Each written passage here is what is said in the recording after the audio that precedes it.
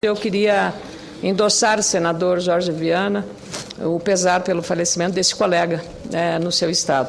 E aproveito também para desejar recuperação a um colega jornalista, Davi Coimbra, que é um colunista, um comentarista jovem que está atravessando um problema sério de doença, contraiu um câncer, ele até escreveu uma crônica, O Meu Câncer. Então, é a forma que, corajosamente, esse jovem de pouco mais de 50 anos, Davi Coimbra, encontrou para superar esse que eu disse a ele numa mensagem, o maior desafio que ele tem na vida dele. Então, esperamos que ele também se recupere. E aproveito também, senador, para desejar à família do senador, com o nosso colega Ciro Nogueira, os pêsames pelo falecimento do pai dele, que estava também enfrentando um problema grave de doença e faleceu. Então, o pesar à família do senador Ciro Nogueira, do meu partido do Piauí. Nós estamos concentrados nessa semana em temas muito relevantes, senador Ataídes Oliveira, não só amanhã a promulgação da emenda constitucional que restitui direitos aos empregados e empregadas domésticas, mas também discutindo questões que dizem respeito à repartição do dinheiro entre os entes federativos, no caso, os estados e municípios, especialmente no caso do FPE, a relatoria do senador Walter Pinheiro, de uma matéria que impacta diretamente sobre as finanças públicas, em particular dos estados. E imagine, senador Ataídes, demais senadores, considerar que o meu estado, senador Paulo Paim, senador Pedro Simão, o nosso Rio Grande, que acumula uma dívida superior a 40 bilhões de reais, tem preocupação especial com esta matéria.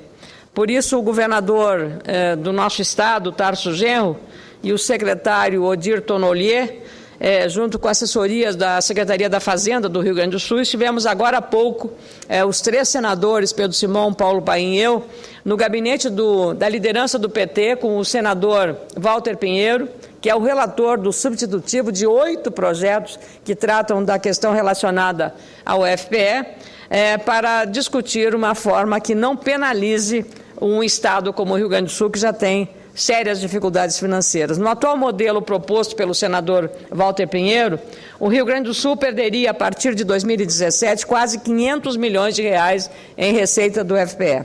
Em 10 anos, essa redução, pela estimativa que se faz, no fundo, poderá chegar a uma queda de 30%.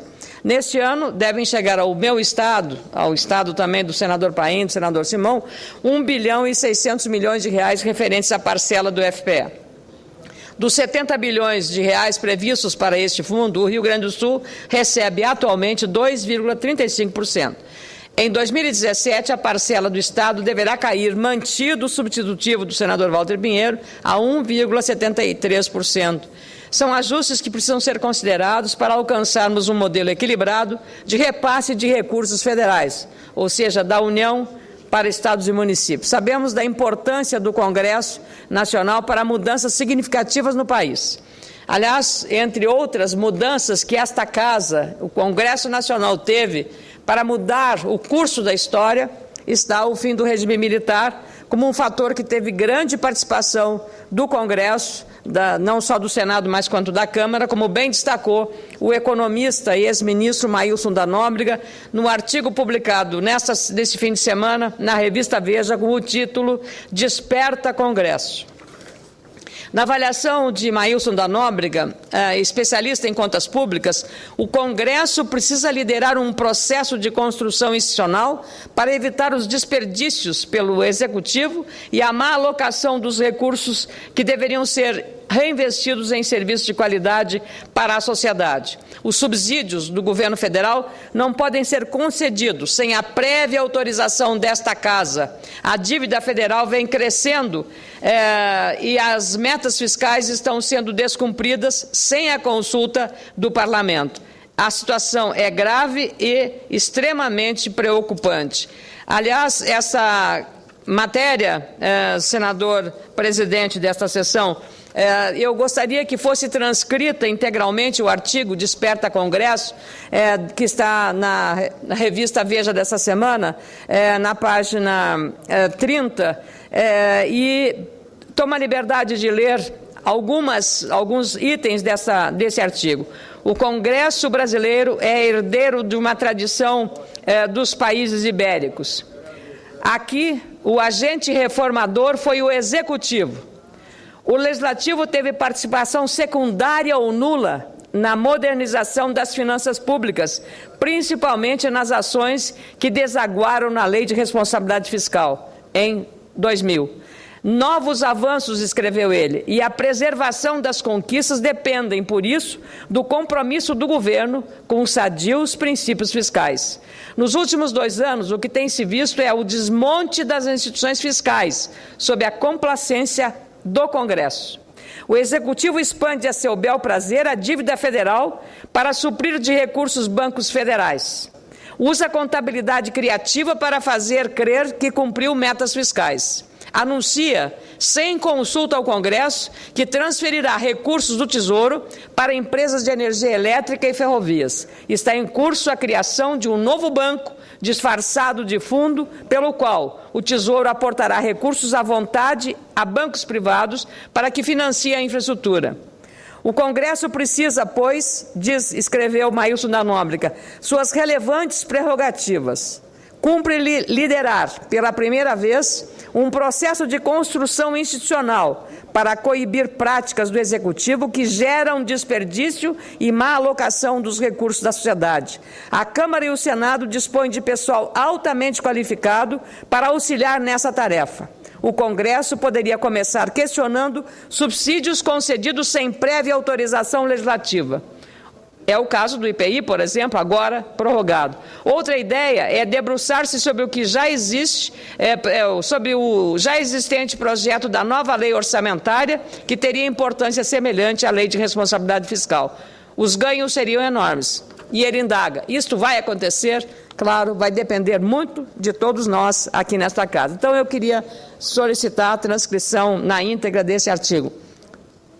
Para exemplificar o que vem sendo dito, inclusive por Maílson da Nóbrega, basta verificar a situação de muitas prefeituras do nosso país. O jornal Estado de Minas, por exemplo, traz hoje a situação dos maiores municípios do interior mineiro, como Juiz de Fora, Uberaba, Uberlândia, Montes Claros, Betim e Contagem. Passados 3 meses desde a posse dos prefeitos, as atuais administrações têm se virado como podem para tentar pôr as finanças municipais em ordem, devido aos débitos milionários herdados dos antecessores. Mas não é só isso. No meu estado, por exemplo, o caso de Gramado, que é um município importante, um grande centro turístico, a perda de receita provocada pela redução do recurso do IPI, agora prorrogado para automóveis, foi de R$1 milhão no mês do ano que estava para ser encerrada a conta e fechar a conta. É impossível fechar a conta assim, senadora Thaís Oliveira. E isso acontece com a maioria dos prefeitos que tiveram essa redução da sua receita provocada unilateralmente pela União. Vale ressaltar e reforçar que muitos desses débitos têm origem na União, detentora da maior fatia do bolo tributário, com 60% dos recursos arrecadados. Por causa da queda dos repasses do FPM, o Fundo de Participação dos Municípios, muitas prefeituras estão sem fôlego financeiro. Cumprir as obrigações virou um enorme desafio para prefeitos em vários cantos do nosso país. Alguns setores da sociedade já percebem esse descompasso. Pesquisa recente da Fundação Nacional de Qualidade, feita com base em dados de 127 organizações, mostra que 71% dos entrevistados consideram que o governo federal, a exemplo dos anteriores, não se empenha para reduzir os chamados custos sistêmicos, como impostos e deficiências em infraestrutura. Uso alguns exemplos do meu estado para citar essa situação e essas limitações que impedem o chamado desenvolvimento sustentável. Só neste domingo, cerca de 150 mil a 200 mil turistas visitaram Canela e Gramado, 2 municípios importantíssimos para o eixo turístico da Serra Gaúcha, famosos pelo Natal Luz, Festival de Cinema, Festa do Chocolate, o Chocofest, Festa das Malhas e inúmeros pontos turísticos para serem visitados. Essa massa de turistas, entre os quais muitos estrangeiros, vindos da Argentina e do Uruguai, é quase 3 vezes superior à população total de Gramado e Canela, de aproximadamente, somados, 71 mil habitantes, somando o número, claro, das duas cidades. Na rodovia que liga Gramado a Canela, a RS 235, de apenas 7 quilômetros, senadora Thaís Oliveira, 7 quilômetros, para ir de uma cidade a outra, percorrendo só 7 quilômetros, por conta do congestionamento e da falta de uma alternativa para ir de uma a outra cidade, cada turista consumiu até 2 horas na fila de carros. 2 horas na fila de carros para andar 7 quilômetros. São localidades com grande receita turística que precisam de investimentos em infraestrutura, alternativa para a ligação entre as duas cidades, que são o eixo do turismo na região. Imagino que em diversas cidades turísticas de outros estados, os problemas sejam muito semelhantes. São gargalos que vêm se multiplicando nos últimos anos e que precisam de um olhar atento do poder público. São problemas estruturais, intensificados pela burocracia, que tornam os produtos e serviços do Brasil mais caros e menos eficientes, barrando investimento e crescimento. Nem falo no Mato Grosso do senador Blairo Maggi, cujas estradas estão atolando caminhões e a soja lá é onerada pela falta de uma logística eficiente. Então, essas questões estão em todo lado, seja para atender turistas, seja para atender escoamento de safra, enfim, para toda a economia brasileira. No exemplo de Gramado e Canela, o turismo impulsionou o desenvolvimento de toda a região graças ao fluxo de turistas. Assim, em outras regiões turísticas brasileiras, mas esse desenvolvimento seria muito maior, muito melhor, de maior qualidade, se os recursos públicos fossem destinados para esses fins. Isso reforça a importância de uma nova repartição dos recursos do FPE e hoje o jornal Estado de São Paulo traz um estudo do especialista em contas públicas, Felipe Salto, indicando que os repasses bilionários do FPE têm efeitos nulos ou negativos para reduzir as desigualdades econômicas entre os estados. O estudo foi feito com base em estatísticas entre 85 e 2010.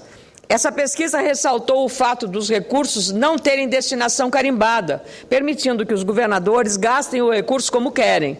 Segundo o economista responsável pela análise, no período estudado, os recursos do FPE não foram investidos em infraestrutura ou em educação. E eu diria até em segurança pública, que há pouco o senador Vital do Rego fez um pronunciamento, e em Porto Alegre, no Rio Grande do Sul, nesse final de semana.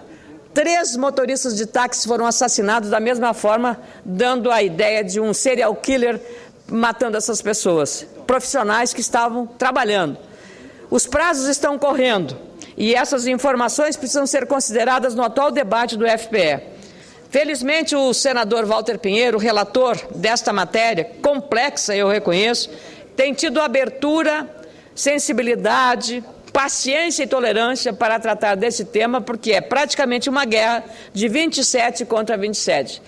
O que ajuda um estado ou uma região desajuda um outro estado e outra região. A habilidade do senador Walter Pinheiro está sendo testada enormemente na complexidade da solução desse problema. Então, a gente quer, nós, os senadores do Rio Grande do Sul, agradecer a tolerância, a paciência e a disponibilidade do senador Walter Pinheiro por entender e receber as nossas reivindicações.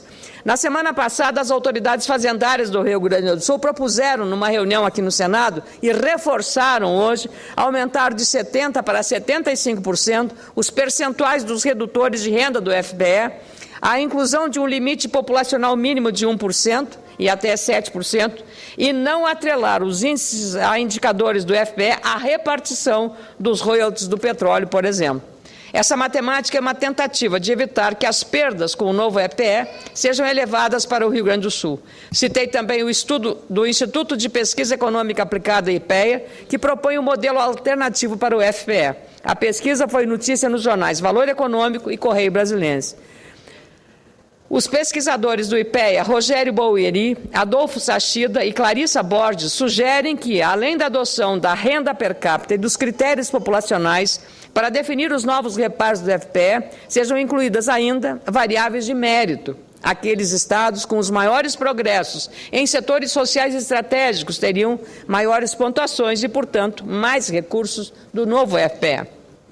É um debate que deve ser aprofundado, especialmente na etapa de transição do novo repasse do Fundo de Participação dos Estados.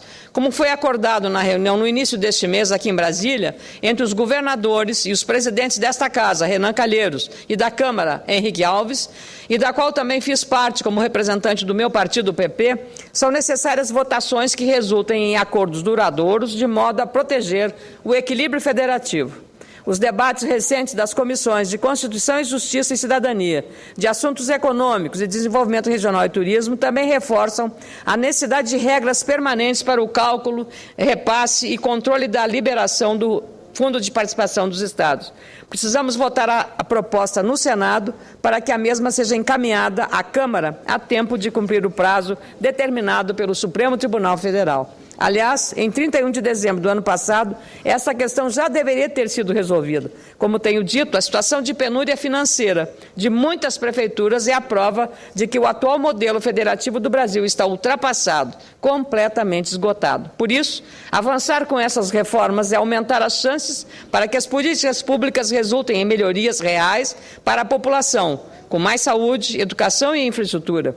É um processo de efeitos duradouros que precisa começar logo. Os interesses nas eleições de 2014 não podem, de maneira alguma, atrapalhar as negociações para um novo e possível FPE. Inclusive, a decisão do governo federal de prorrogar até o final do ano a redução das alíquotas do Imposto sobre Produtos Industrializados, IPI, para automóveis e caminhões, aumenta a urgência para definirmos o formato dos repasses federais, pois é sabido que esses fundos, FPE e FPM, têm o IPI como fonte de receita junto ao Imposto de Renda. Com menos recursos de IPI, menores também serão os recursos do FPE e do FPM. Imagina, senador Blairo, se desse também a redução do IPI para máquinas e tratores agrícolas. Com muito prazer, concedo a parte ao senador Paulo Paim. Senador Ana Amélia, cumprimento Vossa Excelência pelo pronunciamento na íntegra e, como Vossa Excelência, estive lá com o senador Simon, com o governador Tasso Genro, com o secretário da Fazenda, com outro técnico da mesma pasta, e também com o representante da Secretaria do Rio Grande do Sul, aqui em Brasília. Eu lhe confesso que saí otimista da reunião. Saí otimista porque o que nós levantamos, e também o governador, são, como eu dizia lá, são três questões muito simples, né? A questão é aquela do 1%, que vai beneficiar os estados pequenos, principalmente o do norte. Nós ali fixarmos 75 e nem os 80 e nem os 70, né? Avançarmos no retorno ao artigo 2º para que isso não repercuta, como Vossa Excelência colocou muito bem, para rendimentos futuros, como a questão dos royalties, e também essa questão do limite de 7%. Eu saio otimista porque percebi que o relator da matéria viu as propostas que nós todos apresentamos com simpatia. Ele mostrou uma pequena resistência naquela questão do 1%, não resistência dele, devido ao, digamos, ao bolo todo, né? A questão global. Então, eu só posso, nessa parte, cumprimentar a Vossa Excelência. Eu ainda dizia lá, e Vossa Excelência concordava, nós apresentaremos uma emenda ao relator, assinado pelos 3 senadores do Rio Grande, que vá nessa linha. Mas, na verdade, aqui, pelo material que nós apresentaremos a ele, e que já está de posse em grande parte dos argumentos, beneficia em torno de 18 estados, numa linha de uma melhor repartição do fundo que trará benefício aos estados. Uma parte a mais é cumprimentar a Vossa Excelência, que mais uma vez vem à tribuna para defender os interesses do Rio Grande. Senador Paim, eu lhe agradeço imensamente. Eu acho que nós estamos aqui cumprindo uma função constitucional e um compromisso com o nosso Estado. Aqui é a Casa da República. E nós aqui temos a obrigação, independente de quem estiver ocupando o Palácio Piratini, de sempre defender o Rio Grande do Sul. Nós estamos defendendo a população do Estado, as condições financeiras para o Estado continuar sustentando uma economia que é pujante, uma economia forte, diversificada, e as finanças do nosso Estado estão realmente muito fragilizadas. Eu diria até numa situação muito delicada, não quero criar uma ideia grave, mas é uma situação muito difícil e ainda mais considerando os compromissos futuros que o governador terá para assumir. Eu até faço uma brincadeira, não sei se eu ouvi bem, mas o senhor chamou Tarso Genro de senador. Então, eu queria apenas ser um wishful thinking de Vossa Excelência, um desejo disso, ou o senhor tem informações que nós gostaríamos de saber. Eu falei os 3 senadores do Rio Grande e o governador. O que saiu no fim de semana é que eu andei chamando a ministra Maria do Rosário, esta assim, num clipezinho que está nas redes sociais. Eu disse, minha querida senadora, estamos juntos. Ela diz, vai falando, pode ser que dê certo. Pega, isso aí. Mas, de qualquer maneira, nós estamos com isso de consciência tranquila, porque estamos aqui, o senhor que é do PT, do partido do governador Tarso Genro, o senador Pedro Simão, do PMDB, e eu, do PP, com a responsabilidade que temos para representar e defender sempre o interesse do nosso Estado. Queria cumprimentar os turistas que vêm aqui hoje à tarde para visitar esta sessão aqui nesse início de semana em Brasília e no Senado Federal, e agradecer ao presidente Ataídes Oliveira, renovando o pedido para que conste nos anais do Senado o artigo de Maílson da Nóbrega, que chama a atenção e até nos cobra de uma responsabilidade que temos em relação a isso. O desejo nosso aqui, aliás, dos senadores todos, é que o orçamento da União não seja apenas autorizativo, não é, senadora Ciro Gurgás, mas que fosse uma peça impositiva, que aquilo que nós votamos aqui seja executado pelo Poder Executivo e não como é hoje, que a gente apenas autoriza. E o governo nem sempre segue as nossas sugestões de emendas, todas elas no interesse de ajudar a desenvolver os nossos respectivos estados. Muito obrigado, presidente.